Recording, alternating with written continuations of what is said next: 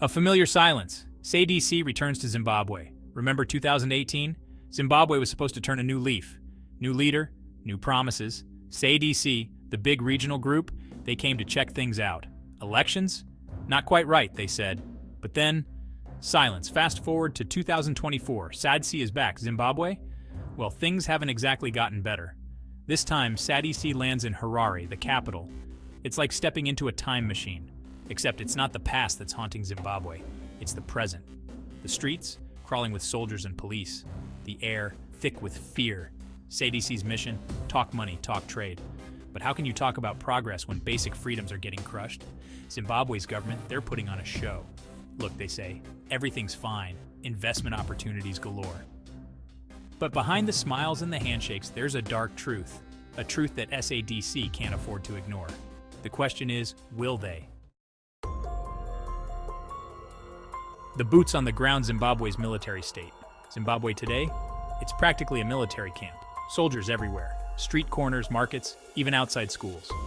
It's supposed to be about security, but it feels more like intimidation. Remember when Robert Mugabe was in charge? Yeah, it's starting to feel a lot like that. This isn't just about the guys in uniform, though. It's about control, the government's control. They're squeezing the life out of any opposition. No room for dissent, no space for free speech, just obey. And the police? They're not exactly innocent bystanders. They're the muscle, enforcing the government's will. Arrests, beatings, disappearances, it's all part of the playbook. Zimbabwe's supposed to be a democracy, but with every passing day, it's looking more and more like a dictatorship in disguise. Whisked away tales of abductions and torture. Let's talk about Patrick Mapfumo, young guy, opposition supporter. One day he's walking down the street. Next thing you know, he's gone. Vanished. His family?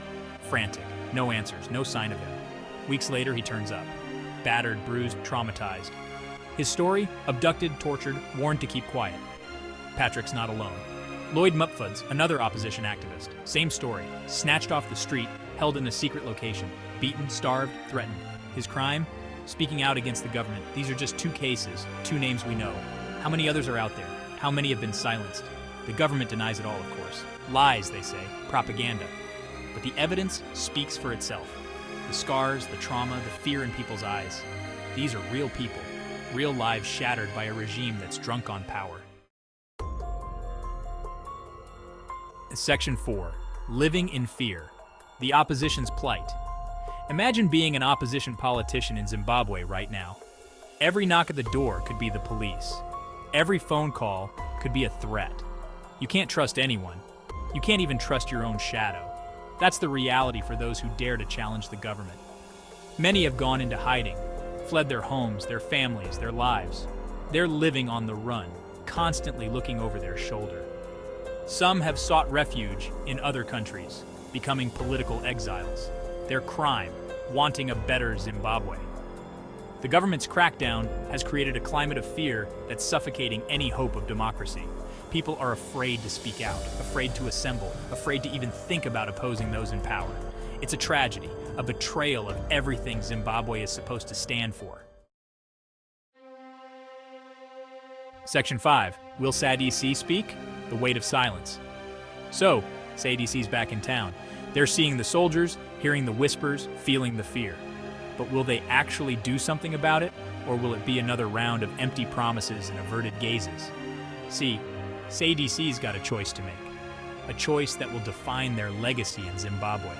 They can play it safe, ignore the human rights abuses, focus on the economic stuff, keep the Zimbabwean government happy. But that would be a betrayal of the Zimbabwean people, a betrayal of Sadc's own principles. The other option? Call out the abuses, demand accountability, make it clear that human rights are non-negotiable. It won't be easy, it might even backfire, but it's the right thing to do. The question is, does Sadc have the guts to do it?